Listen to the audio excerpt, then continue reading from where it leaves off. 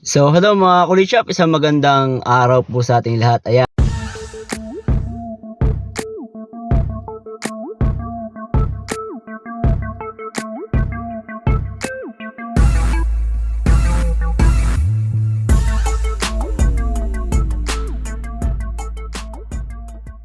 And actually maulang umaga guys, nakapasok na ako sa school kanina at after ng first class ko, pinauwi na rin kami.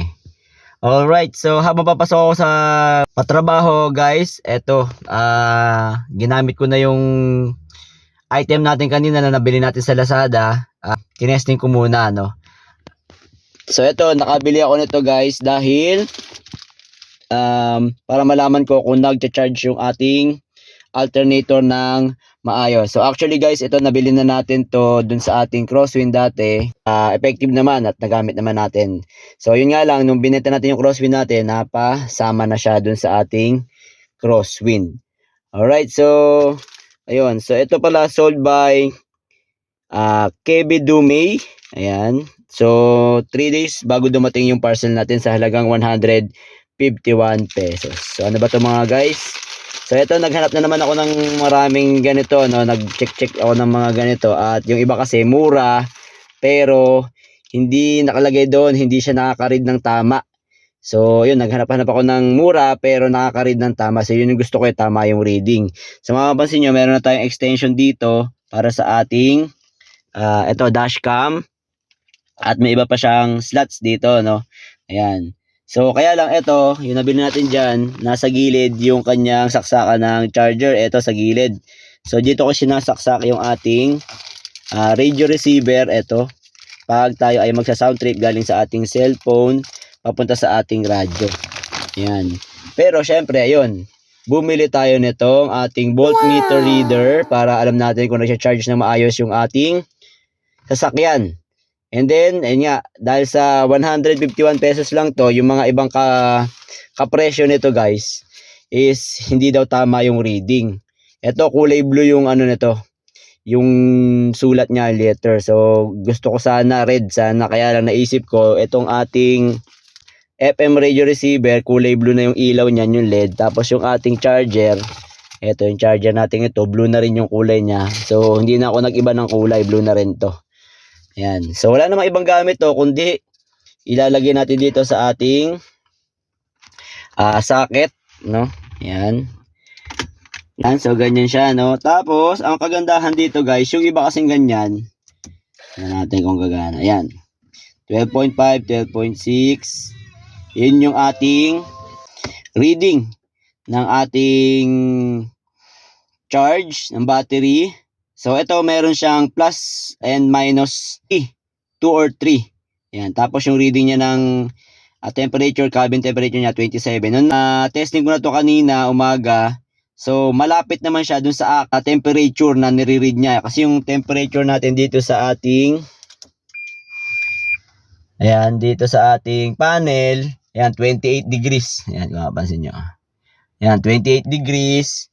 Tapos dito, sa atin 27. So meron siyang discrepancy na 1 to 2. Ayan.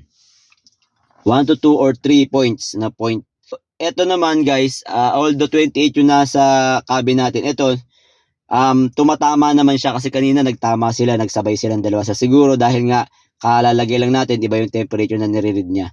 So ito, tatlo yung nire-read niya, isang battery, isang temperature, at isang pag nagsaksak tayo ng charger, yun, malalaman natin yung charge niya. So try natin isaksak to guys, yung ating FM radio receiver.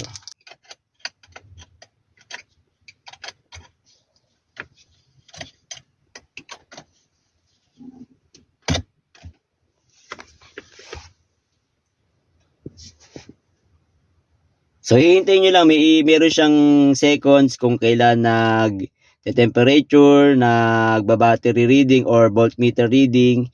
Tapos etong ating 0.4 amperes yung kanyang reading, So pag tinanggal natin siya, 0. So meron kasi mga ganito na pag sinaksakan mo siya ng charger, ang ipinapakita lang niya is yung charging niya, amperes. Hindi siya nalipat ng digits niya, hindi siya nalipat ng temperature, hindi siya nalipat ng voltmeter. So, yun yung Remax ko, ganun yung nangyari sa kanya.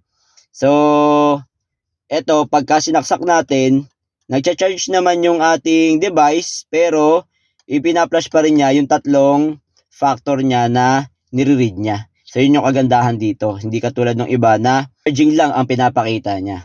Yan. Okay, 12.1. So, sabi ko nga may discrepancy siya ng kaunti. Tapos, yung kanyang temperature, tingnan natin kung magtatama. Yan, 27 degrees ang kanyang temperature, no? 27.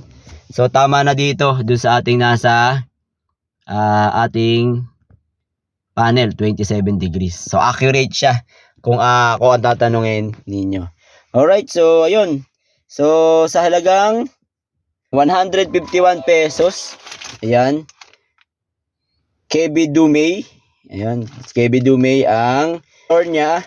Ito ay galing pa rin ng China, kaya medyo matagal-tagal dumating. Yun, so sinashare ko lang sa inyo guys kasi nga mahalaga to para alam nyo kung nagcha-charge yung inyong battery, no, habang tumatakbo kayo kasi minsan mahirap, hindi nyo pala alam na hindi nagcha-charge yung battery natin, maloloba tayo, tapos eventually mahirapan tayo magpa-start ng sasakyan, lalo na ganito, matic, hindi natin siya basta-basta mapapa-start nang walang battery. Hindi siya pwede ikadyo tulad ng mga manual na transmission. So, kailangan talaga monitor natin yung battery natin. Tapos, mamamonitor natin dyan kung halimbawa, okay ng alternator natin, maganda mag-charge. Kaya lang yung battery natin ay may problema, hindi na na-charge, hindi na siya nakakapag store ng electricity ng matagal. So, alam natin kung lobat ba siya or hindi. Kasi yung iba, ayaw mag-start ng sasakyan, redondo lang na redondo, yung pala, lobat o kaya madali nang nalobat. Hindi na lang na-monitor dito sa voltmeter. Kumbaga, nanghuhula lang. Pag may voltmeter tayo, accurate naman siya pang reading. So, sigurado tayo dun sa pagkalobat ng battery natin or dun sa pagka-uncharge ng ating alternator. Alright, so siguro pa hanggang dito na lamang ang ating video at sana piminembag na naman ako pakipakinabang sa inyo. At sa mga hindi pa nakasubscribe, subscribe lang tayo sa Kulit Shop. Shop na makulit pero walang physical shop.